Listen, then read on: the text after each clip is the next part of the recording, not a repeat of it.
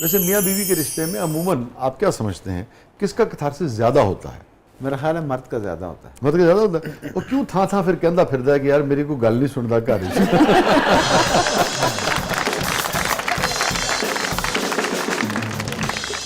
Any regret in life? بہت سے moments ہیں، جس طرح میری والدہ کا انتقال ہوا ابھی کووڈ میں، تو میں بھی شدید بیمار تھی اور ظاہر ہے کہ جب میں ان سے ملی، کیونکہ میں ہی مل سکتی تھی، ظاہر ہے مجھے یہ پہلے ہی مرض لاحق تھا، تو بار بار یہی خیال آتا تھا کہ ایسے کر لیتے، پہلے میں چلی جاتی، یا ہم نے ان کی شوگر کیوں نہ چیک کی. ان کو شوگر تھی نہیں، لیکن وہ اس میں اسپائک آئی کووڈ کی وجہ سے، اسٹیرائڈس کی وجہ سے. سو یہ جو ایکسپیرئنس ہے اس کو میں بار بار ریلیو کرتی ہوں. اکیلے میں مجھے یہ خیال بہت زیادہ آتا ہے کہ ڈاکٹرز کی نیگلیجنس تھی، تو مجھے کیوں خیال نہ آیا. تو مگر یہ شاید ایک ریگریٹ ہے جس کا، کیونکہ میں نے دیکھا اس رشتے میں اور اس قسم کے معاملے میں بس آپ کے ذہن میں ہر وقت یہی چلتا رہتا ہے کہ جو یوں ہوتا تو کیا ہوتا، اور یہ کر لیتے، یہ رہ گیا. تو 61 برس کی عمر میں وہ چلی گئی، ہیلدی ہیپی. بٹ کووڈ میں آپ کو پتہ ہی ہے سب گھروں میں جی بہت سارے لوگوں کے پیارے جو ہیں وہ اس دنیا سے گئے. کیونکہ میں سمجھتا ہوں کہ شاعر بہت بڑا نفسیات دان ہوتا ہے، ادیب بہت بڑا نفسیات دان ہوتا ہے. جب کوئی رخصت ہو رہا ہوتا ہے اس دنیا سے اور آپ اسے گلے لگا لیتے ہیں، آپ اسے دیکھ لیتے ہیں، کیا صبر کی جو کیفیت ہے، صبر آنے میں کچھ معاون ثابت ہوتا ہے یہ مرحلہ، یا کوئی فرق نہیں پڑتا ہے جب کوئی جا رہا ہے؟ میرے خیال میں پاس ہونے سے فرق تو پڑتا ہے، بہت فرق پڑتا ہے کہ آپ موجود تھے، آپ دیکھ رہے تھے. اور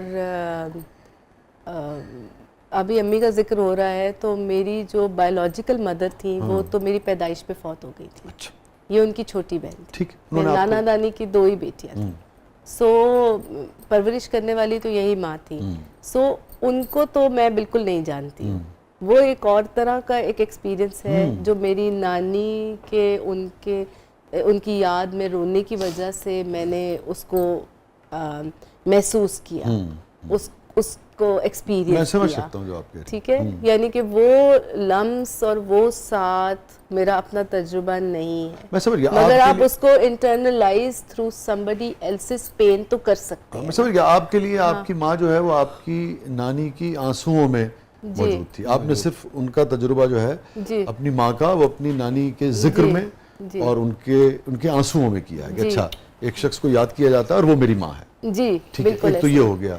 اور پھر جنہوں نے پالا پرورش کی، پھر وہ ماں، اور نانی کے ساتھ میری ساری زندگی گزری. جیسے ریڈیو کی میں نے بات کی تھی تو وہ تو کوئی 30 سال کی جرنی تھی ان کے ساتھ ایک ہی کمرے میں رہنے کی.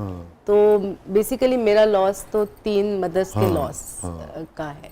ٹھیک ہے، یہ ایک اور طرح کا ایک ہجر ہے. اور مستقل آپ کو اس کو بار بار فیس کرنا پڑا. جی کتنا معاون ثابت ہوتا ہے یہ جو گڈ بائی کے مراحل ہیں؟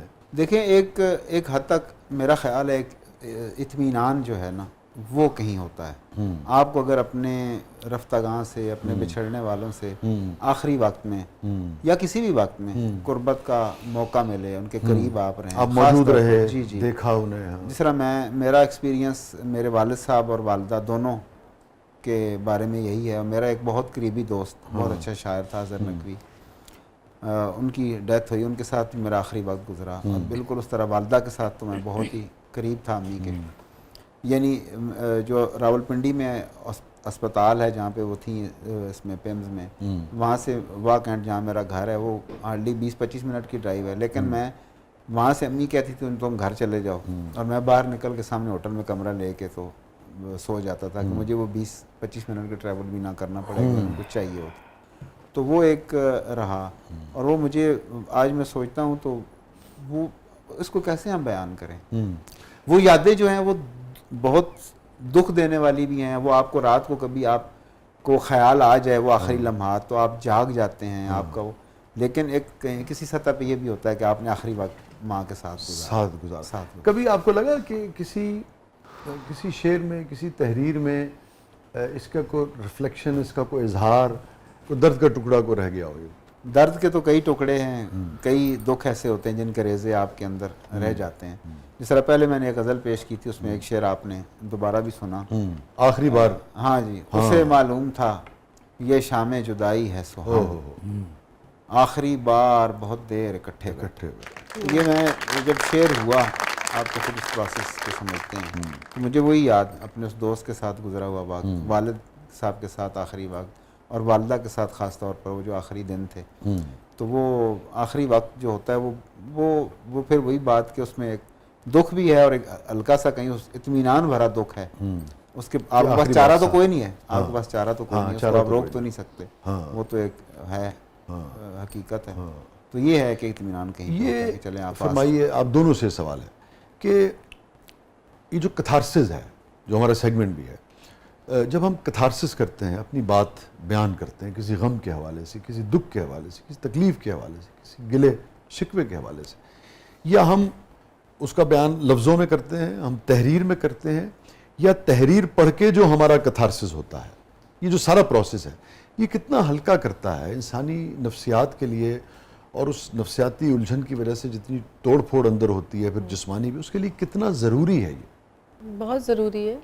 خاص طور پہ ہم شاعر ہیں, سو جس طرح جب نانی کا انتقال ہوا تھا تو میں نے ان کے لیے ایک نظم 4 برس کے بعد لکھی تھی, اور وہ کئی دفعہ کئی شکلوں میں, کبھی شعر کی صورت, کبھی نظم کے مصروں کی صورت, میں نے اس کو کئی دفعہ لکھا, لیکن بالآخر نظم 4 برس کے بعد میرے اندر وہ بنتی رہی, بگڑتی رہی, اور جب اپنی شکل میں آئی تو پھر سب نے کہا کہ واقعی یہ ایک پروفاؤنڈ وے میں اب بن گئی ہے اور بڑی اچھی نظم ہے.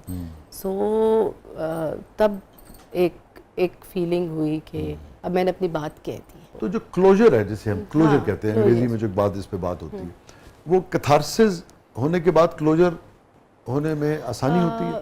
یہ جو دائمی ہجر والا معاملہ ہے, مجھے نہیں لگتا اس میں کوئی کلوجر کا کوئی سلسلہ ہوگا. اچھا, یہ تو آپ کے ساتھ رہنے والا ہے, ٹھیک ہے. یہ تو اسی طرح ہے کہ جیسے وقت کے ساتھ ساتھ کوئی کسی چیز کا تیکھا جو پن ہے یا اس کی جو شارپنس ہے وہ کہیں بلنٹ ہو جائے, کہیں دیر بعد آپ کو کچھ یاد آئے یا آپ دیر بعد روئیں, لیکن وہ ساتھ رہتا ہے. یہ کلوجر نہیں ہو سکتا, یہ نہیں کلوجر ہو سکتا. یہ دکھ تو ہے نا جو, اور ہجر, دائمی ہجر کا جو دکھ ہے, یہ قطرہ قطرہ کہیں وہ جو ہے نا اندر گرتا رہتا ہے. اور کبھی جھیل بنتی ہے کوئی ہفتے بعد, کبھی مہینے بعد, کبھی سال بعد, وہ پھر پانی وہ پھر بہہ نکلتا ہے, پھر وہ اکٹھا ہونا شروع ہو جاتا ہے. آپ چونکہ شاعر ہیں دونوں, یہ ہر شخص کے اندر جھیل کی صورت میں رہتا ہے, یا کچھ لوگوں کے ہاں دریا کی طرح ہوتا ہے اور بہہ جاتا ہے, کچھ لوگوں کے ہاں ٹھہر جاتا ہے؟ میرا خیال یہ ہے کہ تخلیقار کے ہاں جھیل کی طرح ہوتا ہے. کیونکہ تخلیقات, جس طرح ہم نظم, غزل, کوئی خیال ہے, وہ آپ کے اندر ایک کچھ عرصہ رہتا ہے نا. میں آپ کو ایک مثال دیتا ہوں. میں ایک دن دوپہر کے وقت, کوئی 1-2 بجے کا وقت تھا, تو میں ایک سڑک سے گزر رہا تھا. وہاں کوئی 60-70 سال کے بزرگ, باریش, سفید داڑھی, اور وہ مزدور تھے. وہ وہاں پہ چوک میں جہاں پہ مزدور بیٹھتے ہیں, تو وہ دوپہر کے وقت وہ بندہ بیٹھا ہوا تھا, اور بیلچا اس نے ٹکایا ہوا تھا, اور بیلچے کی جو ہوتا ہے نا ہاتھ, ہتھی ہے, وہ اس نے یہاں ماتھے پہ ٹکائی ہوئی. ٹھیک, میں نے وہ دیکھا تو میرے اندر وہ اس نے ہلا کے رکھ دیا. اس عمر میں نے سوچا یہ بندہ اب اپنے شام کے لیے, روزی روٹی کے لیے یہاں پہ بیٹھا ہوا. تو وہاں پہ ایک مصرع ہوا مجھ سے, اگر کسی نے خریدا نہ آج بھی میرا دن. تو شاہ جی یقین جانے کوئی 4-5 سال اس کے ساتھ دوسرا مصرع جو ہے نا وہ میرے اندر رہا, اور میں نے کوشش بھی نہیں کی زبردستی کرنے کی, تو وہ اندر رہا. وہ پھر وہ شعر یوں ہے کہ اگر کسی نے خریدا نہ آج بھی میرا دن, تو معذرت میرے لیل و نہار, تھک گیا میں.